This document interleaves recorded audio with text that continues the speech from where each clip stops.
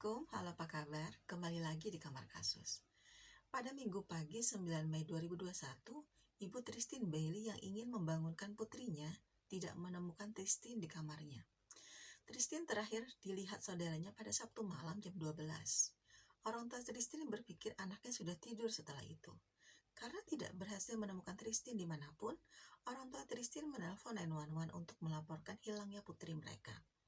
Pada pukul 10:59 pada hari Minggu itu, kantor sheriff memposting tentang info hilangnya Tristin Bailey, meminta informasi kepada masyarakat untuk menghubungi mereka bila ada yang melihat keberadaan Tristin Bailey. Berikut siang harinya, kantor sheriff meminta masyarakat melaporkan informasi lokasi terakhir Tristin terlihat. Pada sore hari, Departemen Penegakan Hukum Florida mengaktifkan peringatan anak hilang untuk Tristin, meminta sekali lagi masyarakat memberi informasi keberadaan Tristin. Lalu penghujung hari, tepat pukul 6 sore, mayat Tristin ditemukan. Penyelidik telah melakukan identifikasi awal terhadap mayat tersebut yang ditemukan di hutan di ujung selatan kolam retensi di timur Jalan Buntu di Saddlestone oleh seorang pria yang menggeledah lingkungannya, menurut kantor sheriff. Para deputi mencatat jaraknya sekitar 0,3 mil dari rumah tempat tinggal Aiden Fucci. Siapakah Aiden Fucci? Setelah temuan mayat, penyelidik lalu melihat seluruh rekaman CCTV di wilayah itu. Kamera CCTV di sekitar temuan mayat Tristin merekam Tristin terlihat pada pukul 1.14 menit dini hari Minggu di Durbin Amenity Center di komunitas Durbin Crossing di barat laut St. Johns County. Lalu pada pukul 1.45, Tristin terakhir terlihat bersama teman sekolahnya Aiden Fucci, berusia 14 tahun, berjalan bersama dari sebuah rumah di Saddlestone Drive.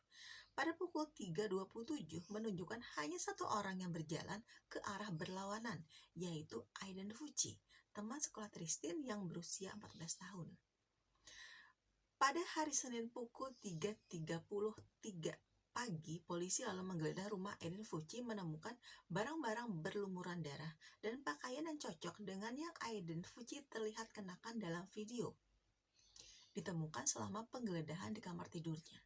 Tristin ditemukan dengan 114 luka tusukan, di antaranya 49 luka pertahanan di kepala, tangan, dan lengan, menurut pengacara negara.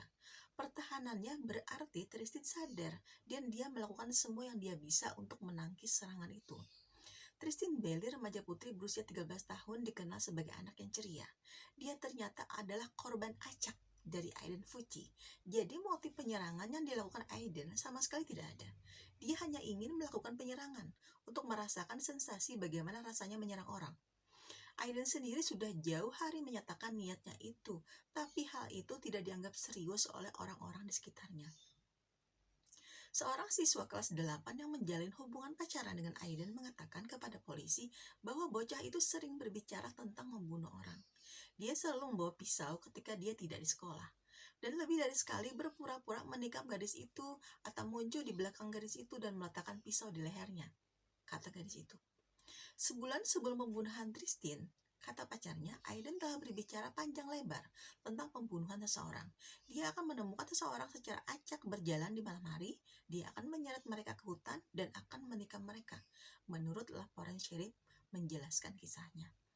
Pacar dan teman dekat Aiden lainnya berbicara tentang pisau yang dia beri nama Picker dan Poker.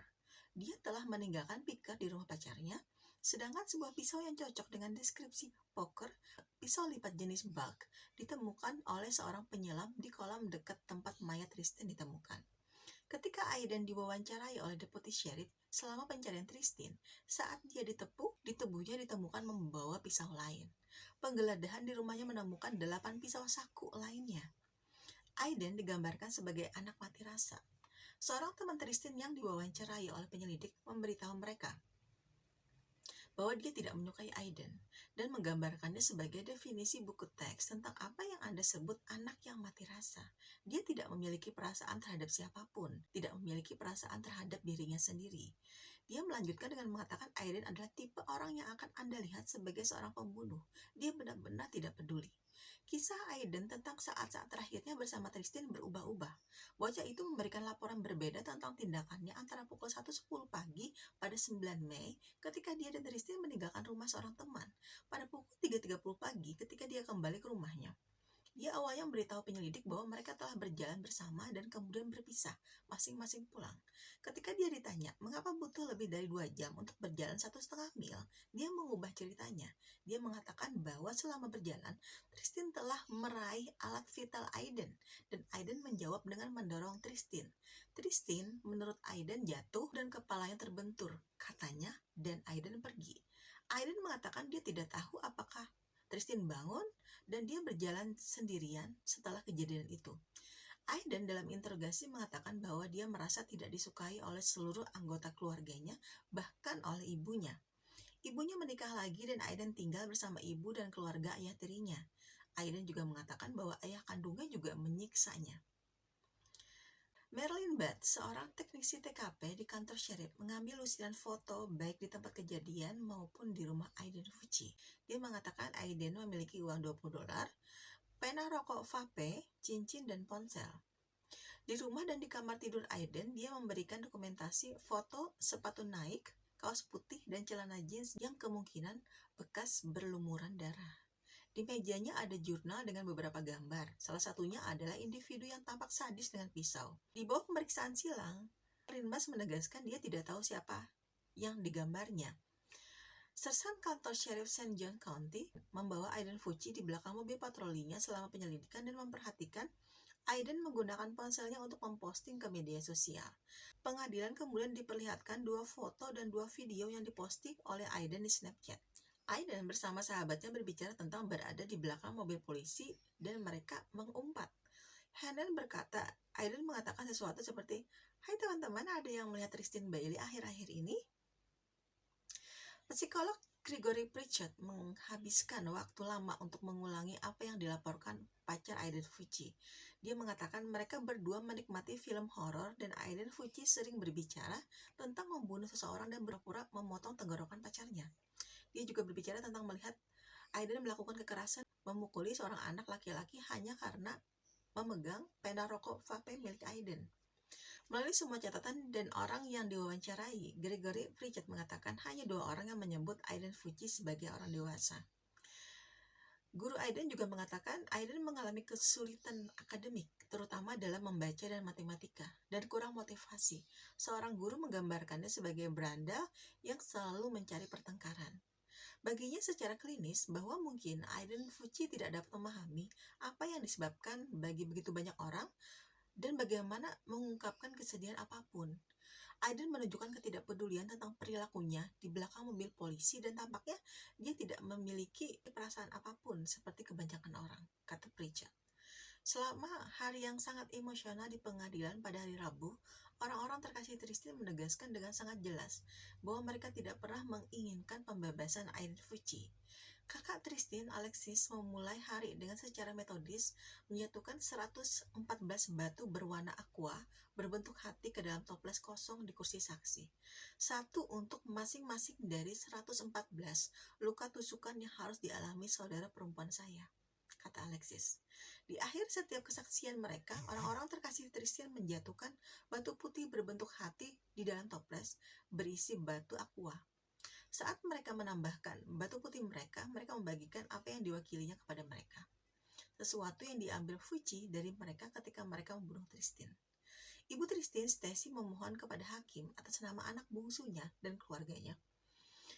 Aiden Fucci membuat keputusan keji pada 9 Mei 2021 dan mengambil nyawa yang saya bawa ke dunia ini, kata ibunya.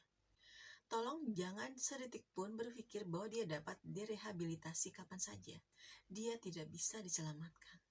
Satu-satunya anggota keluarga yang datang untuk berbicara atas nama Aiden Fucci selama hukuman minggu itu adalah neneknya, yang meminta maaf kepada keluarga Bailey di galeri dan memohon kepada hakim untuk tidak menghukumnya seumur hidup. Tolong jangan bawa dia keluar dari hidup kami selamanya. Saya tahu ada kebaikan di Aiden, kata neneknya kepada hakim.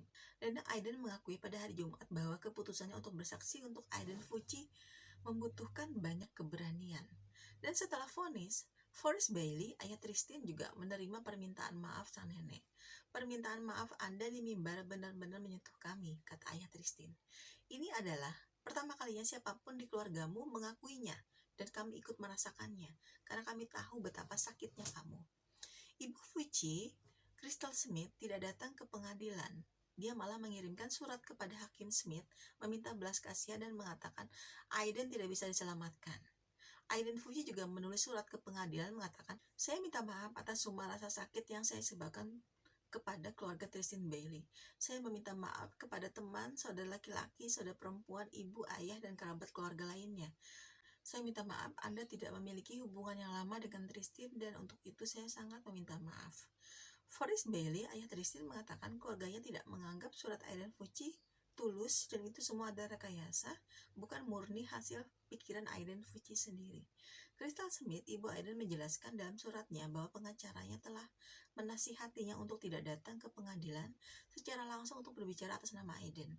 Itu mungkin karena dia memiliki kasusnya sendiri yang tertunda di pengadilan St. John County karena merusak bukti dalam kasus putranya. Penyelidik mengatakan dia mencuci darah dari jeans biru putranya saat dia diinterogasi. Kasus Crystal Smith akan diadili bulan depan. Ibu Aiden itu lewat CCTV rumah mereka rupanya tertangkap kamera mencuci baju Aiden setelah hari penyerangan. Dengan demikian ada upaya penghilangan barang bukti kejahatan. Pada akhirnya, pada 21 Maret 2023 tadi, Hakim R.L. Smith setuju menghukum Aiden Fuji seumur hidup di penjara, lebih berat dari vonis awal 40 tahun. Karena status Aiden Fuji sebagai remaja, dia tidak memenuhi syarat untuk hukuman mati, dan hukumannya akan ditinjau kembali dalam 25 tahun ke depan. Segitu saja video kali ini teman-teman, terima kasih sudah mendengarkan sampai akhir. Ingat, tidak ada kejahatan yang sempurna. Bye.